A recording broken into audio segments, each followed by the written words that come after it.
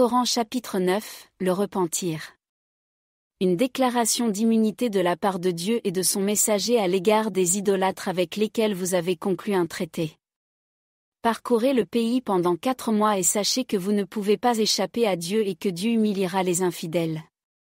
Une annonce de Dieu et de son messager, le jour du grand pèlerinage, aux gens, Dieu a désavoué les polythéistes et son messager aussi, Dieu a désavoué les polythéistes, et son messager aussi.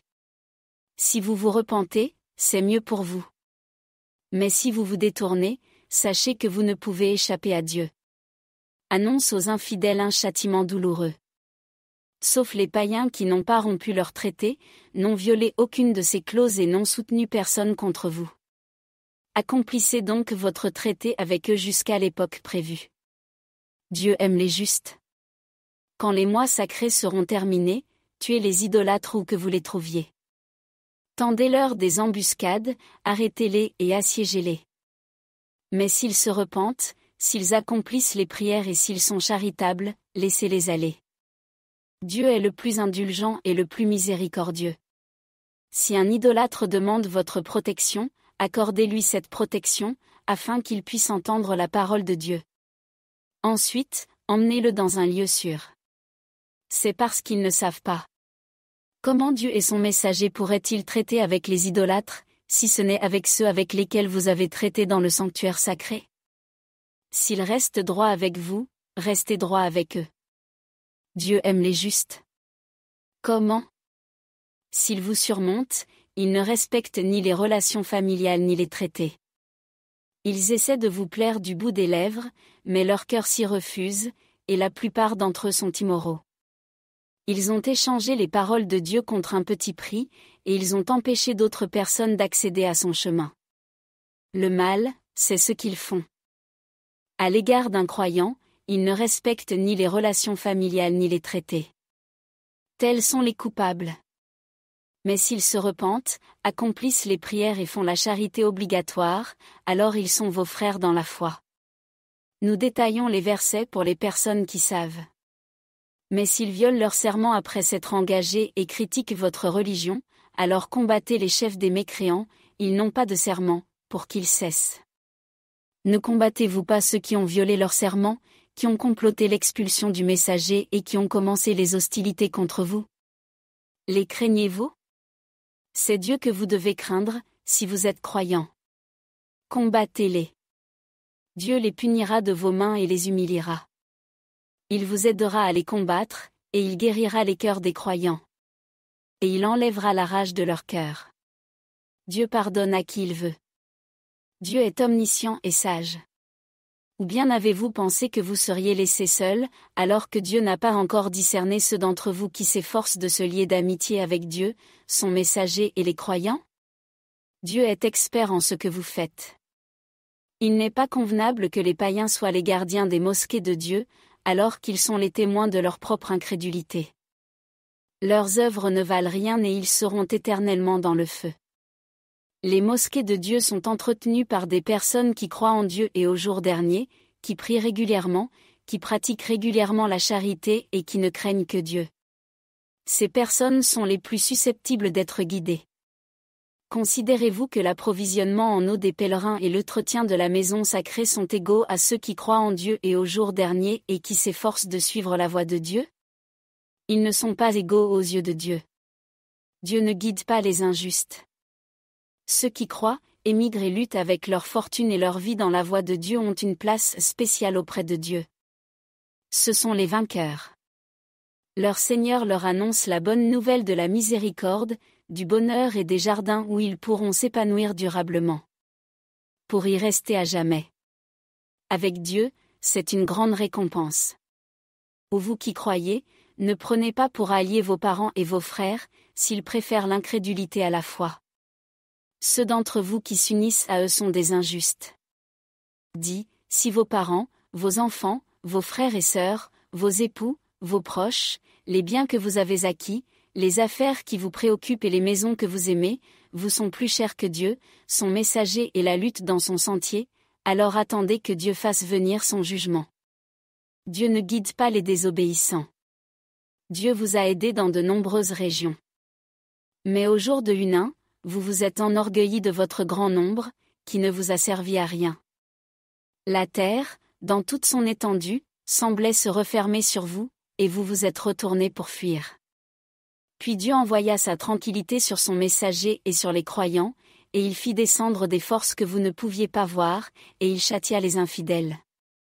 Il fit descendre des forces invisibles et punit les infidèles. C'est ainsi que les infidèles se sont vengés.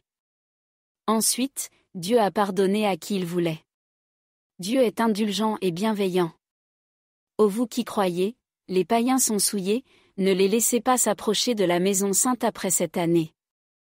Si vous craignez la pauvreté, Dieu vous enrichira de ses dons comme il le voudra. Dieu est omniscient et sage. Combattez ceux qui ne croient pas en Dieu et au jour dernier, qui n'interdisent pas ce que Dieu et son messager ont interdit, et qui ne suivent pas la religion de la vérité, parmi ceux qui ont reçu l'Écriture, jusqu'à ce qu'ils acquittent l'impôt d'une main volontaire, en étant obéissants. Les Juifs disaient, Esdras est le Fils de Dieu. Et les chrétiens disaient, le Messie est le Fils de Dieu. Voilà ce qu'ils disent de leur bouche. Ils imitent ce que les incroyants ont dit avant eux. Que Dieu les combatte. Qu'ils sont trompés. Ils ont pris leurs érudits et leurs prêtres comme seigneurs au lieu de Dieu et du Messie, le Fils de Marie. Bien qu'ils aient reçu l'ordre d'adorer un seul Dieu, il n'y a pas de Dieu en dehors de lui. Gloire à lui, au-delà de ce qu'ils associent. Ils veulent éteindre la lumière de Dieu par leur propagande, mais Dieu refuse de ne pas compléter sa lumière, même si les incroyants la détestent. Il a envoyé son messager avec la direction et la vraie religion, pour la faire prévaloir sur toutes les autres religions, même si les païens la détestent. Ô vous qui croyez, beaucoup de pasteurs et de prêtres consomment malhonnêtement les biens des gens, et ils détournent les gens du chemin de Dieu. Ceux qui amassent de l'or et de l'argent et ne les dépensent pas dans le sentier de Dieu, avertissez-les d'un châtiment douloureux. Le jour où elle sera chauffée dans le feu de l'enfer, leur front, leurs flancs et leur dos en seront marqués. C'est ce que vous avez amassé pour vous-même. Goûtez donc à ce que vous avez amassé. Le nombre de mois selon Dieu est de 12, par décret de Dieu, le jour où il a créé les cieux et la terre, dont 4 sont sacrés. C'est la loi de la nature. Ne vous y trompez donc pas, combattez collectivement les polythéistes, comme ils vous combattent collectivement, et sachez que Dieu est avec les justes. La procrastination est une augmentation de l'incrédulité, par laquelle les incrédules sont trompés.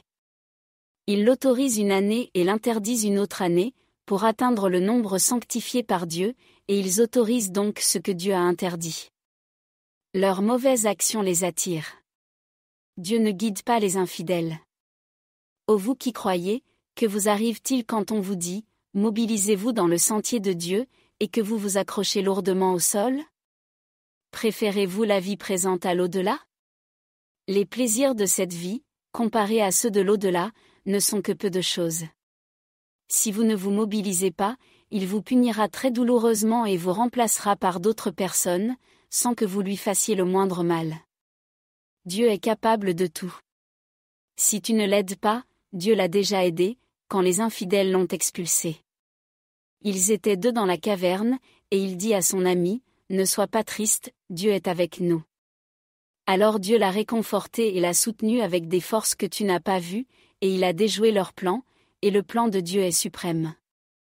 Dieu est puissant et sage. Mobilisez-vous, léger ou lourd, et poursuivez le chemin de Dieu avec vos biens et vos vies. C'est ce qu'il y a de mieux pour vous, si seulement vous le saviez. S'il y avait un gain immédiat et un court trajet, ils vous auraient suivi. Mais l'éloignement leur était pénible. Pourtant, ils jurent par Dieu, si nous en étions capables, nous serions sortis avec vous. Ils se sont ruinés. Dieu sait que ce sont des menteurs. Que Dieu vous pardonne. Pourquoi les avez-vous autorisés avant de savoir qui disait la vérité et d'identifier les menteurs? Ceux qui croient en Dieu et au jour dernier ne cherchent pas à vous dispenser de lutter avec leurs biens et leur vie. Dieu connaît les justes. Seuls ceux qui ne croient ni en Dieu ni au jour dernier vous demandent une dispense. Leurs cœurs sont remplis de doutes, et ils vacillent dans leurs doutes. S'ils avaient voulu se mobiliser, ils se seraient préparés. Mais Dieu n'a pas aimé leur participation, il les a retenus, et il a été dit, restez avec ceux qui sont restés en arrière. S'ils s'étaient mobilisés avec vous, ils auraient ajouté à vos difficultés, ils auraient répandu des rumeurs parmi vous, cherchant à semer la discorde entre vous, et certains d'entre vous les auraient écoutés. Dieu connaît les malfaiteurs. Ils ont déjà essayé de créer des conflits et ils ont mis les choses sens dessus-dessous pour vous, jusqu'à ce que la vérité éclate et que le commandement de Dieu devienne clair, malgré leur aversion. Certains d'entre eux disent, « Permettez-moi, et ne me mettez pas à l'épreuve. » En fait, ils ont échoué à l'épreuve. En fait, l'enfer engloutira les incrédules. Quand il vous arrive quelque chose de bien, cela les bouleverse. Mais lorsqu'une tragédie vous frappe, ils disent, « Nous avons pris nos précautions à l'avance », et ils repartent heureux. Dites, il ne nous arrive rien d'autre que ce que Dieu a prévu pour nous. Il est notre protecteur. Que les fidèles aient donc confiance en Dieu. Dites, vous attendez-vous à ce qu'il nous arrive autre chose que de bonnes choses? Mais nous nous attendons à ce que Dieu vous inflige un châtiment, soit par lui-même, soit par nos mains. Alors attendez, nous attendons avec vous. Dites, que vous donniez de bon ou de mauvais gré, vous ne l'accepterez pas, parce que vous êtes des pécheurs. Parce qu'ils ne croient pas en Dieu et en son messager, leur contribution ne sera pas acceptée. De plus, ils viennent paresseusement à la prière, et ils font la charité avec rancune. Ne vous laissez pas impressionner par leurs richesses et leurs enfants. Dieu a l'intention de les tourmenter avec eux dans cette vie. Et après cela, leurs âmes partiront en tant qu'incrédules. Ils jurent par Dieu, ils sont avec vous. Mais ils ne sont pas avec vous. Ce sont des lâches. S'ils trouvent un abri, une grotte ou une cachette, ils s'y engouffrent avec défi. Certains d'entre eux vous critiquent à propos des dons de charité. S'ils en reçoivent une partie, ils sont contents, mais s'ils n'en reçoivent pas, ils sont rancuniers. Ils doivent se contenter de ce que Dieu et son messager leur ont donné, et dire, Dieu nous suffit. Dieu nous donnera de son abondance, ainsi que son messager. Nous plaçons notre espoir en Dieu. Les œuvres de charité sont destinées aux pauvres, aux nécessiteux, à leurs administrateurs, à réconcilier les cœurs, à libérer les captifs, à ceux qui sont endettés, sur le chemin de Dieu, et aux sans-abri. C'est un mandat de Dieu. Dieu est connaisseur et sage. Certains d'entre eux insultèrent le prophète et dirent, « Il est à l'écoute. » Dit, « Il vous écoute pour votre bien. » Il croit en Dieu, il veille à la sécurité des croyants et il est bon pour les croyants. Ceux qui offensent le messager de Dieu auront un châtiment douloureux. Ils jurent par Dieu de vous plaire. Mais c'est à Dieu et à son messager qu'ils doivent plaire, s'ils sont croyants. Ne savent-ils pas que quiconque s'oppose à Dieu et à son messager aura le feu de l'enfer pour toujours? C'est le comble de l'ignominie. Les hypocrites craignent qu'un chapitre ne soit révélé à leur sujet, les informant de ce qu'il y a dans leur cœur. Dit, continuez à vous moquer, Dieu fera sortir ce que vous craignez. Si vous les interrogez, ils vous diront, nous ne faisions que plaisanter et jouer. Dites, vous moquez-vous de Dieu, de ses versets et de son messager? Ne vous excusez pas. Vous avez mécru après avoir cru. Si nous pardonnons à certains d'entre vous, nous en punirons d'autres, car ce sont des criminels. Les hommes et les femmes hypocrites se soutiennent mutuellement. Ils prônent le mal, interdisent le bien et sont radins. Ils ignorent Dieu, qui les ignore. Les hypocrites sont les pécheurs. Dieu a promis aux hypocrites, hommes et femmes, et aux mécréants le feu de l'enfer, pour y demeurer éternellement. C'est leur dû. Dieu les a maudits, et ils auront un châtiment durable. Comme ceux qui t'ont précédé, ils étaient plus puissants que vous, et ils avaient plus de biens et d'enfants. Ils ont joui de leur part, et vous avez joui de votre part, comme ceux qui vous ont précédés ont joui de leur part. Vous avez joui de vous-même, comme ils ont joui d'eux-mêmes. Leurs actions ne valent rien dans la vie présente et dans l'au-delà. Ce sont les perdants. Les histoires de ceux qui les ont précédés ne leur sont-elles pas parvenues? Le peuple de Noé, d'Arth et de Tamou. Le peuple d'Abraham, les habitants de Médine et des villes détruites. Leurs messagers leur ont apporté des preuves évidentes. Dieu n'a pas été injuste envers eux, mais ils ont été injustes envers eux-mêmes. Les croyants et les croyantes sont des amis les uns des autres. Ils prônent le bien, interdisent le mal, accomplissent la prière, pratiquent la charité et obéissent à Dieu et à son messager. Dieu prendra soin d'eux.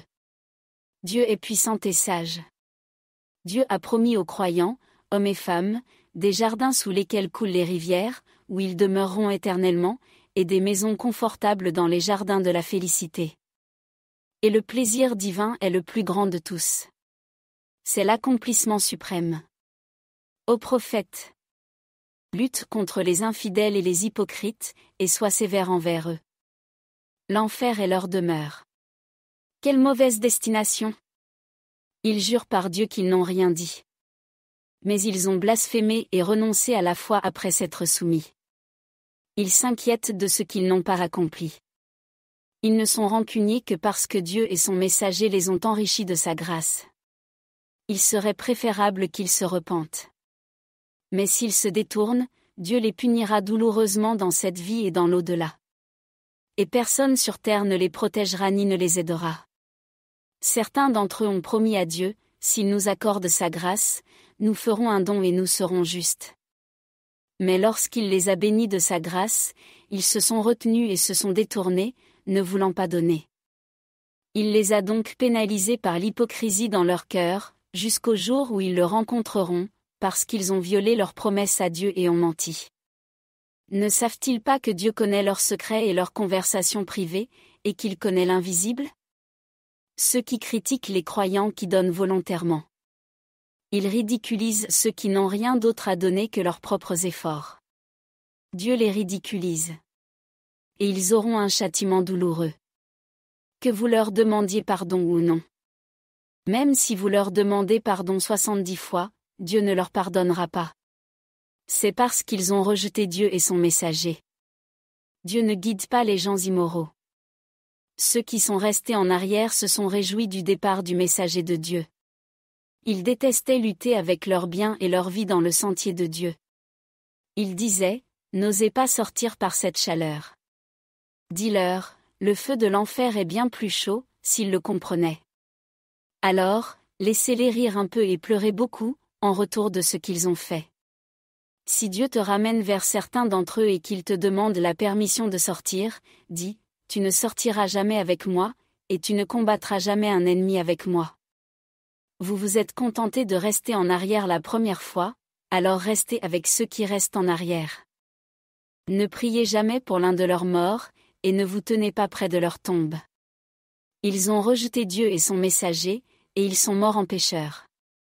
Ne vous laissez pas impressionner par leurs richesses et leurs enfants. Dieu veut les tourmenter avec eux dans cette vie, et leurs âmes expirent pendant qu'ils sont incrédules. Lorsqu'un chapitre est révélé, croyez en Dieu et luttez avec son messager, croyez en Dieu et luttez avec son messager, les plus importants d'entre eux vous demandent une dispense en disant, laissez-nous avec ceux qui restent en arrière. Ils préfèrent être avec ceux qui restent en arrière. Leurs cœurs ont été scellés, ils ne comprennent donc pas. Mais le messager et les croyants luttent avec leur bien et leur vie. Ceux-là auront de meilleures choses. Ce sont eux qui réussissent. Dieu leur a préparé des jardins sous lesquels coulent les fleuves, pour qu'ils y restent à jamais. C'est là l'accomplissement le plus remarquable. Certains Arabes nomades vinrent s'excuser et demandèrent une dispense. Ceux qui n'ont pas été fidèles à Dieu et à son messager sont restés en arrière. Un châtiment douloureux frappera ceux d'entre eux qui n'ont pas cru. Il n'y a pas de blâme pour les faibles, les malades ou ceux qui manquent de ressources financières, à condition qu'ils soient sincères envers Dieu et son messager. Les justes ne peuvent en aucun cas être blâmés. Dieu est indulgent et bienveillant. Ni sur ceux qui s'approchent de vous, voulant monter avec vous, et à qui vous dites, je n'ai rien pour vous porter. Alors ils se détournent, les larmes aux yeux, tristes parce qu'ils n'ont pas les moyens de contribuer. La faute à ceux qui vous demandent une exonération, alors qu'ils sont riches.